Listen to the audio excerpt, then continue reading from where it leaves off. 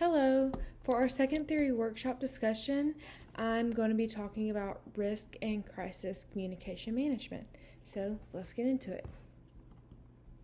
First, I'm going to start off with telling a personal story for our example. About a year ago now, I was in a terrible accident. I would wake up every morning very early and go to the gym, then come home, shower, and get ready for work. I would wake up around 4 a.m. and the gym was about 35 minutes away, so I would get dressed and head that way. Prior to the accident, I had been very drowsy for days, having a hard time staying awake no matter what I was doing. However, on that particular morning, I could barely keep my eyes open when I was driving. This resulted in a major accident that was about half a mile long.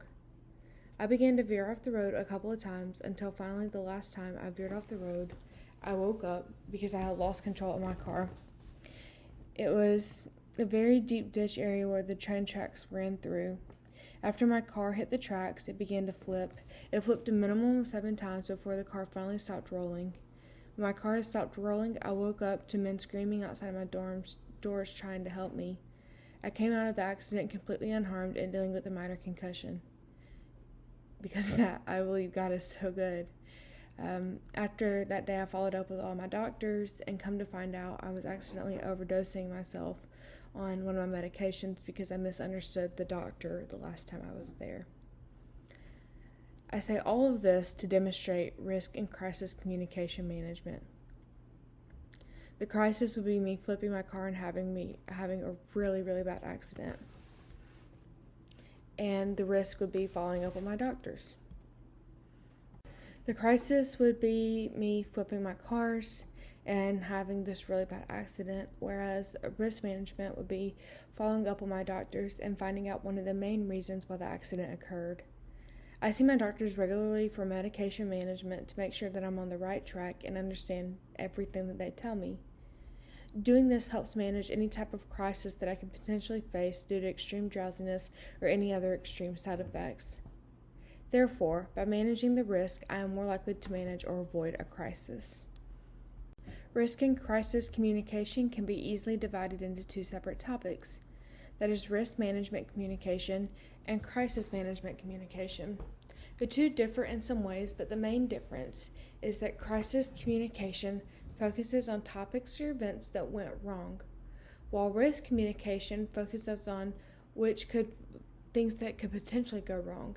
In the example story, the crisis was the accident, while the risk management is regularly following up with doctors for medication management. First, I think that we should talk about crisis management because without an original crisis, there would be no risk management to begin with. What I mean by this is that without something like my car accident happening to me, there would be a strong chance that I would not have followed up with so soon with my doctors and find out the root of the problem or continue to follow up with them regularly for medication management. I believe that without an original crisis, there is no risk that is known that needs to be managed.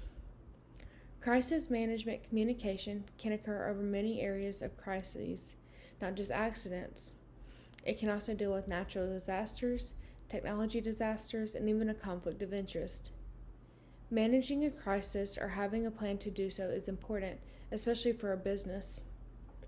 By managing the crisis, one can minimize damage, and the damage that is taken can be recovered quickly. The overall idea behind crisis management is to resolve the issue at hand and introduce structured means to prevent future occurrences, says an article from the Corporate Finance Institute. When it comes to a crisis within a company, there are several factors that they all tend to have in common, no matter how different they may be. For example, each crisis will most likely be damaging to the company in some way, small or big. Then when the crisis is recognized and attempted to be managed, it disrupts the flow of the organization. This could be an assembly line or even just a drive-through window. When this type of crisis in management happens, people's perceptions about you and your company begin to change. Because of this, a crisis of any kind takes both the company and the audience by surprise. While there are small preparations for a crisis, there is almost never any risk management set in place for that specific incident until it has happened. The best way to avoid a terribly chaotic event is to have policies and procedures in place for any crisis that might happen. This is simply just general rules and regulations that can be helpful in any types of crisis. After one takes place, then they can be modified individually to fit each specific situation. All of this information can be found on the University of Florida's Extension page. Risk communication skills and techniques are used to handle both risk and crisis situations. With risk communications lay the groundwork for trust between the community and the organization dealing with risk involved. However, bad risk communication could cause a crisis communication episode to develop. According to Marquette University, risk management is the continuing process to identify, analyze, evaluate, and treat loss exposures and monitor risk control and financial resources to mitigate the adverse effects of loss. Risk management focuses on what could possibly go wrong and comes up with policies, procedures, rules, and regulations for these scenarios to help avoid a crisis. Enterprise risk management expands the province of risk management to define risk as anything that prevents the company from achieving its objectives. Although accidental losses are unforeseen and unplanned, there are methods that can make events more predictable. The more predictable an event, the less risk is involved since the concurrence can be prevented or mitigated, or at minimum, expenses can be estimated and budgeted. Risk communication informs people about hazards to their environment or to their health, manages potential problems in manners that promotes goodwill, disseminates information, and communicates potential crisis and emergency situations while encouraging prudent action and reducing panic. Successful risk communicators must know how the public receives risk and how to distinguish them between objective risk and subjective risk. An objective risk is calculated by scientists based on research. A subjective risk is the risk that the public perceives. It is important that one is able to recognize the difference because they both affect two different groups of people. Both crisis and risk management communication can be seen in the 7 traditions of communication. First, the semiotic tradition, which the definition can be abbreviated to say the study of signs. Another word commonly used in this tradition is a symbol. The car accident story is a symbol of my life for God's sovereignty, a symbol for outlook on life and how my perspectives were changed because of it. This relates to the idea of risk and crisis management because when a crisis happens, it often becomes a symbol for risk management.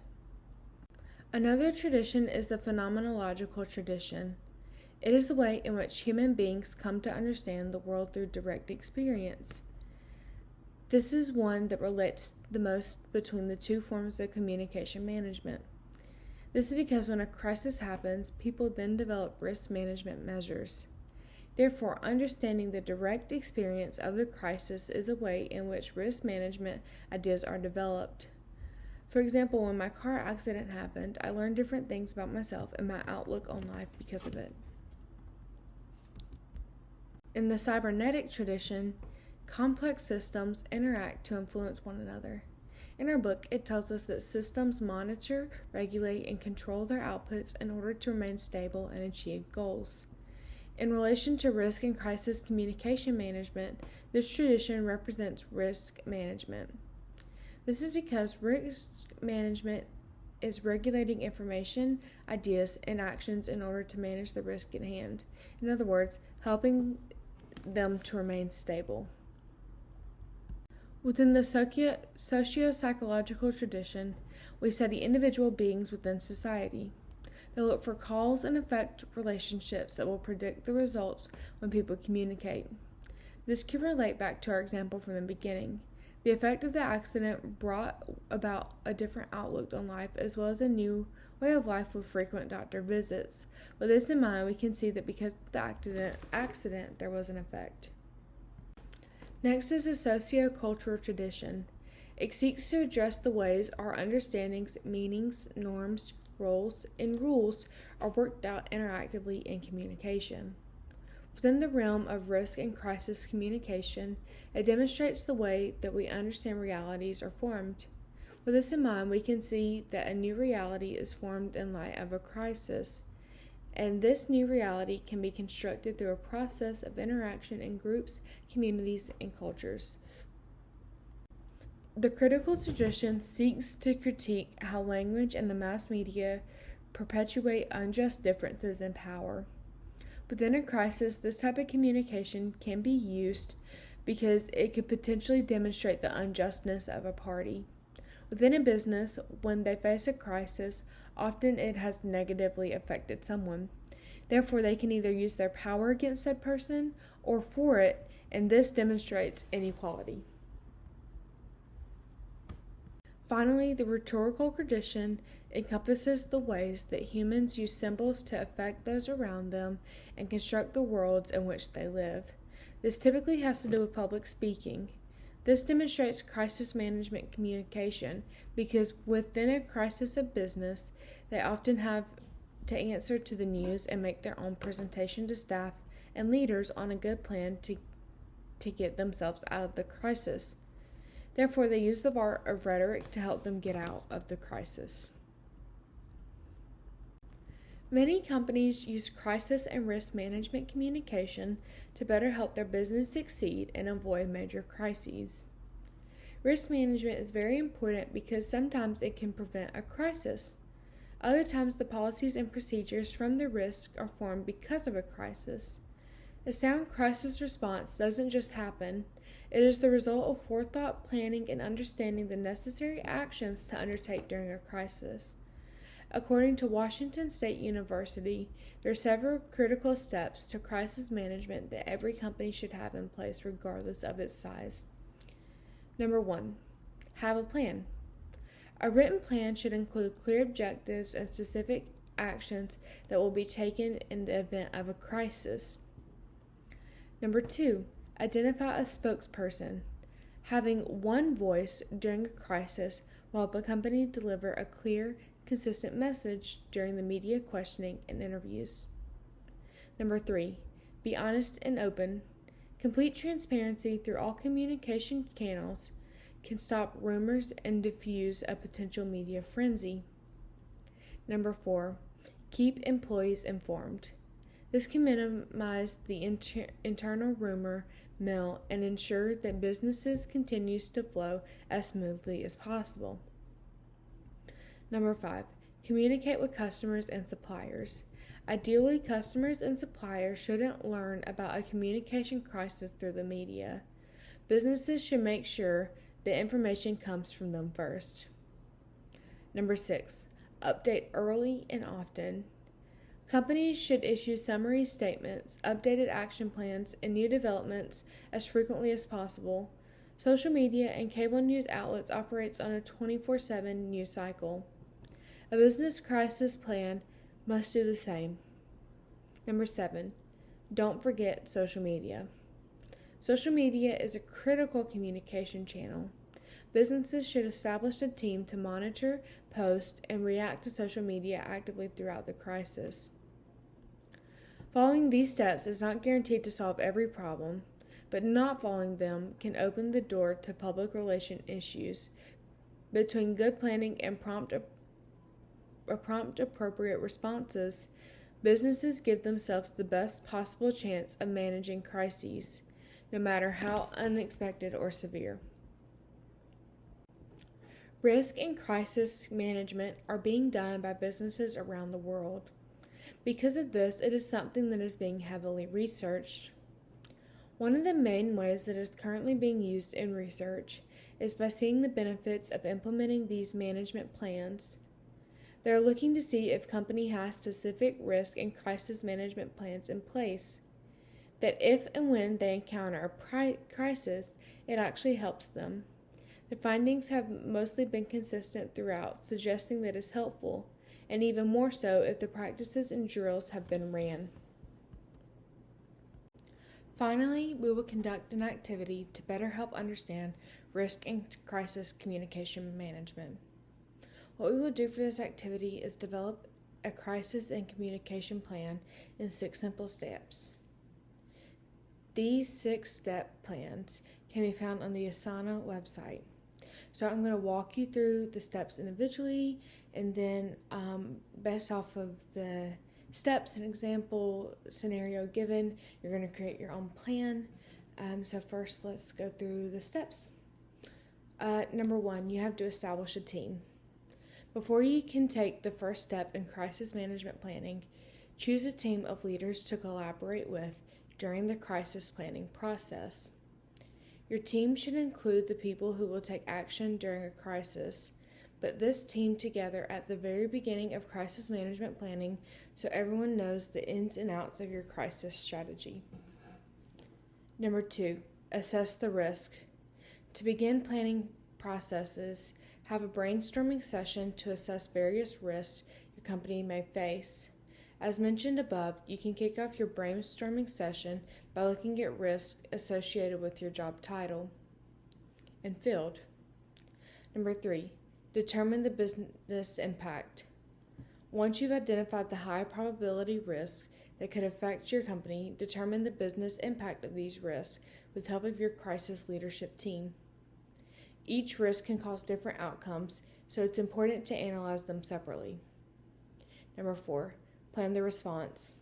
Take each risk you've identified and determine which actions your team would need to take to respond to the threat if it does happen. Number 5, solidify the plan. Once you've verbally made sense of the threats your company may face, the business impact, and how to respond, solidify your plan.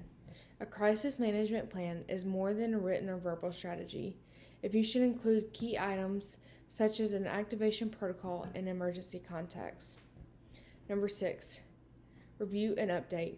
Once your crisis plan is complete, review the final product to ensure there are no open gaps. Revisit your crisis management plan and update it at least once a year because potential risks can change with time. So now you're going to make your own plan according to these guided steps from the practice scenario. So you work for a technology-based company, and recently you have had a leak of information that was small but could have been potentially much larger and more dramatic had the public find out. What are some ways that you can prevent this type of crisis from happening in the future with people's personal data? So you're going to create your own risk management, crisis management plan based off of that scenario. Based off of the scenario given about you working for a technology company and having a leak in information, your communication crisis risk management plan should look something like this. For number 1, a team, you're going to definitely want someone from the data analysis team, someone from public relations team, and definitely someone from the social media and marketing teams. Number 2, there are several risks that could take place, major ones being facing a lawsuit or even mandated closure of the company because it is personal and private information. Number 3, a lawsuit would affect the company terribly.